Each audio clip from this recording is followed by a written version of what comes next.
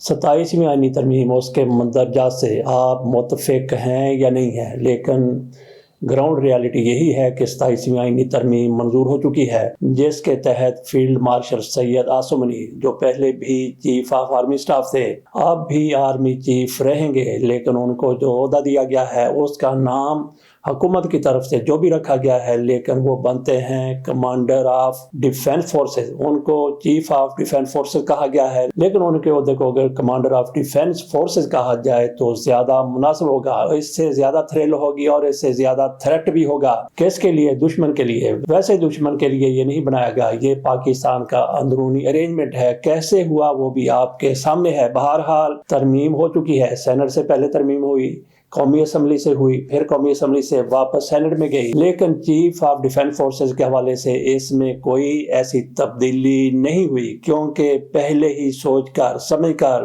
ہر چیز کو مد نظر رکھتے ہوئے چیف آف ڈیفینس سٹاف کا عہدہ تخلیق کیا گیا تھا۔ باقی چھوٹی موٹی جو ضروریات تھی، باقی چھوٹی موٹی جو سکم رہ گئے تھے، ان کو دور کر کے دوبارہ سینٹ میں اس بل کو بھیجا گیا۔ اب یہ قانون بن چکا ہے، صدر آصف علی زرداری صاحب کی طرف سے اس پر سائن کیے جا چکے ہیں، اور فیلڈ مارشل صاحب کا نوٹیفکیشن بھی آئندہ چند روز میں، بلکہ ہو سکتا ہے کہ آج ہی وہ بھی جاری کر دیا جائے، اور ان کی مدت ملازمت بطور چیف آف ڈیفینس سٹاف آج سے ہی شروع ہو جائے گی، اور یہ ہوں گے 5 سال کے لیے۔ 2030 تک یہ چیف آف ڈیفینس سٹاف رہیں گے، اور دیگر فورسز کے سارے سربراہ، تینوں کے سربراہ، ویسے رینجرز والے تو پہلے ہی، لیویز والے تو پہلے ہی، ایف سی والے تو پہلے ہی چیف آف آرمی سٹاف بلکہ آرمی کے ہی ساتھ ہوتے ہیں، ان کے ہی ماتحت ہوتے ہیں۔ آپ ایئر فورس اور نیوی کے کمانڈر بھی، ان کے چیف صاحبان بھی فیلڈ مارشل عاصم منی صاحب کی کمانڈ میں آ جائیں گے۔ فیلڈ مارشل صاحب کی بطور کمانڈر آف ڈیفینس سٹاف مدت 5 سال بتائی گئی ہے، اور یہ مدت ہے کم از کم 5 سال وہ رہیں گے۔ ہو سکتا ہے کہ اس کے بعد ان کو ایکسٹینشن دے دی جائے، 1 مرتبہ دی جائے، 2 مرتبہ دی جائے،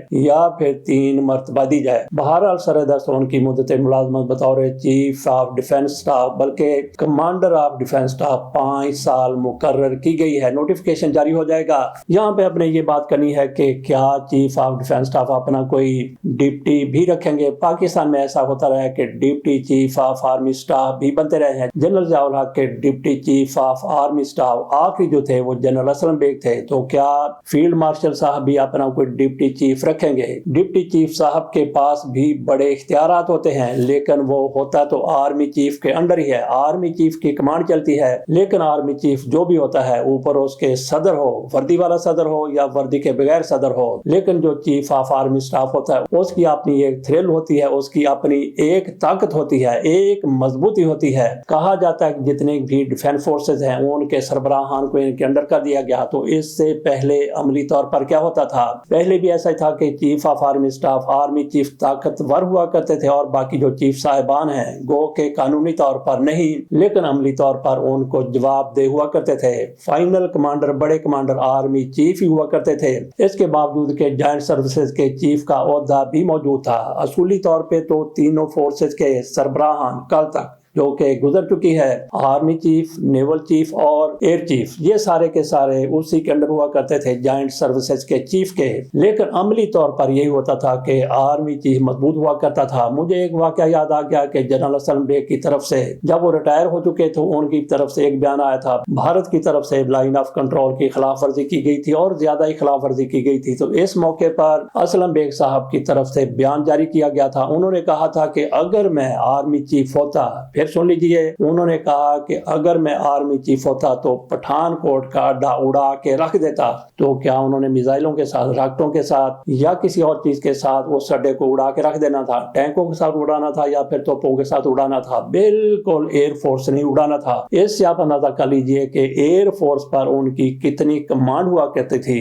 آرمی چیف جس طرح سے پہلے تھے، پہلے بھی مضبوط تھے، لیکن آج کل باقاعدہ طور پر ترمیم کر دی گئی ہے، فیلڈ مارشل صاحب کو چیف آف ڈیفینس سٹاف بنا دیا گیا ہے۔ تو یہاں پہ ہم بات یہ کر رہے ہیں کہ کیا اپنا یہ ڈپٹی چیف رکھیں گے؟ اسلم بیگ صاحب بھی ڈپٹی چیف ہوا کرتے تھے جنرل ضیاء الحق کے، اور پھر جنرل ضیاء الحق صاحب کا جہاز کریش ہوا جس میں کئی جرنیل، کوئی 10 11 12 جرنیل مارے گئے۔ ان میں ایک تو جنرل ضیاء الحق صاحب خود تھے 4 سٹار جنرل، اور ان کے ساتھ ایک اور 4 سٹار جنرل بھی تھے، وہ جوائنٹ سروسز کے چیف تھے جناب اختر رحمان صاحب۔ اسی طرح سے کئی 3 سٹار جنرل اس میں شہید ہو گئے تھے۔ امریکہ کے سفیر بھی اس میں موجود تھے، اور بریگیڈیئر جنرل صاحب ایک وہاں پہ موجود تھے، وہ بھی پاکستان میں آئے ہوئے تھے، وہ بھی انہی لوگوں کے ساتھ مارے گئے تھے۔ تو ان دنوں ڈپٹی چیف جنرل ضیاء الحق کے ہوا کرتے تھے اسلم بیگ صاحب، وہ کہتے ہیں کہ میرا جہاز بھی بہاولپور سے راولپنڈی آ رہا تھا تو مجھے ایک نقطہ نظر آیا یا پھر آگ کا جلتا ہوا دھواں نظر آیا۔ میں نے جب پتہ کیا تو بتایا گیا کہ پاکستان 1 کریش ہو چکا ہے، جنرل ضیاء الحق کا جہاز کریش ہو چکا ہے،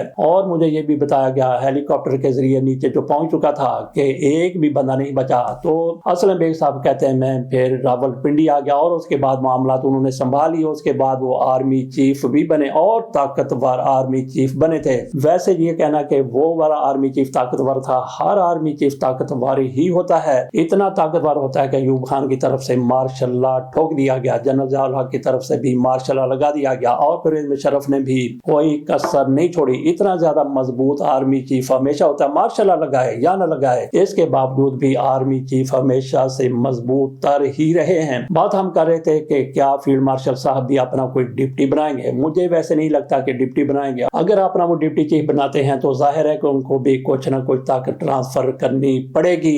مجھے لگتا کہ فیلڈ مارشل صاحب اپنا کوئی ڈپٹی بنائیں، کیونکہ وہ چیف آف آرمی سٹاف ہیں۔ چیف آف آرمی سٹاف کے ہوتے ہوئے کسی ڈپٹی کی اس طرح سے ضرورت نہیں ہوتی کہ ان کو اتنا زیادہ طاقتور بنا دیا جائے کہ ان کے بعد وہی پاورفل ہو۔ آپ کو یہاں پہ بتاتے چلیں کہ پرویز مشرف صاحب صدر تھے، انہوں نے وردی اتار دی اور کیانی صاحب کو انہوں نے اپنا آرمی چیف بنا دیا، اور پھر کیانی صاحب نے جب الیکشن ہوئے تو ان کی ایک نہیں چلنے دی تھی۔ کس کی ایک نہیں چلنے دی تھی؟ اپنے صدر کی، اور پہلے جو ان کے آرمی چیف بھی ہوا کرتے تھے لیکن وہ وردی میں نہیں تھے۔ ساری طاقت آرمی چیف کی وردی میں ہوتی ہے۔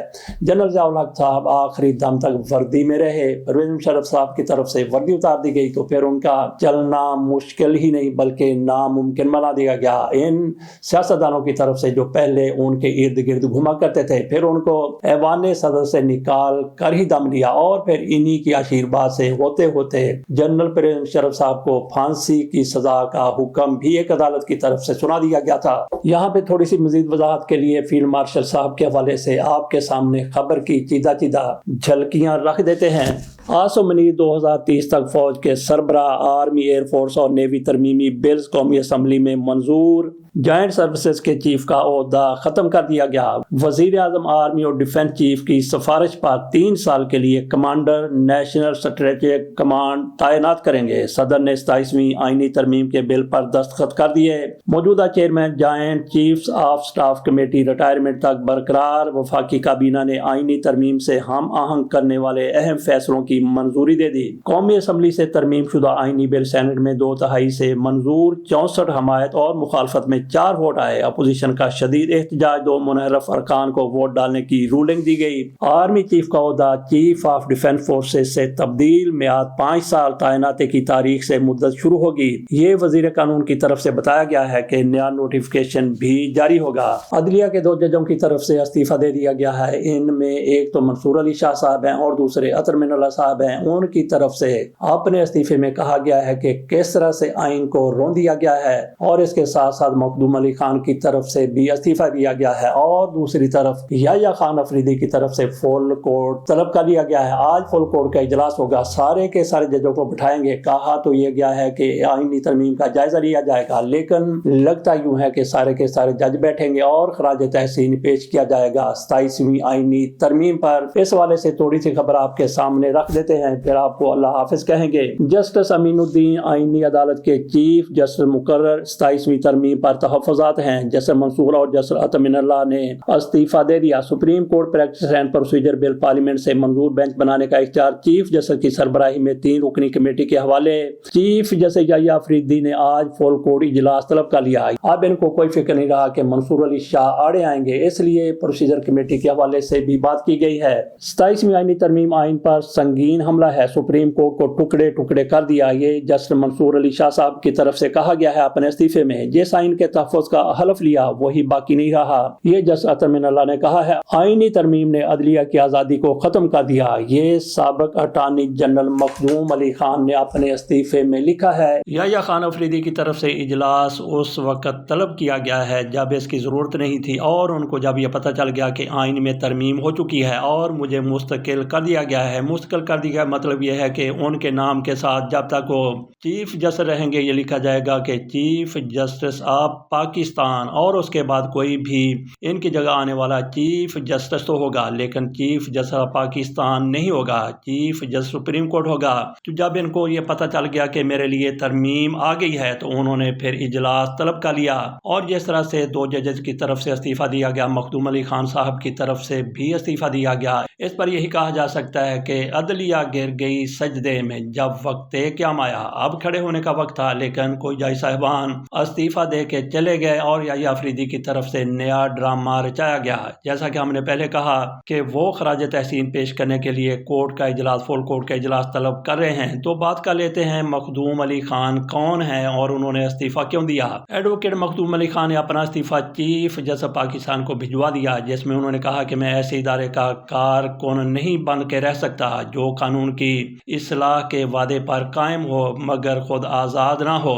یہ صاحب تھے رکن لا اینڈ جسٹس کمیشن۔ اپنے استعفے کے متن میں وہ کہتے ہیں کہ آزاد عدلیہ کے بغیر کوئی قانون اصلاح ناممکن ہے، نامؤثر ہے۔ ان حالات میں جاری رہنا خود فریبی کے مترادف ہے۔ ایڈوکیٹ مخدوم علی خان نے مزید لکھا کہ 27ویں آئینی ترمیم نے آزاد عدلیہ کا جہاز مکمل ڈبو دیا ہے۔ انہوں نے استعفے میں مصطفیٰ زیدی کا شعر لکھا، لٹ گئی شہر حوادث میں متاع الفاظ، اب جو کہنا ہے تو کیسے کوئی نوحہ کہے۔ اس کے ساتھ اجازت دیجیے، اللہ حافظ۔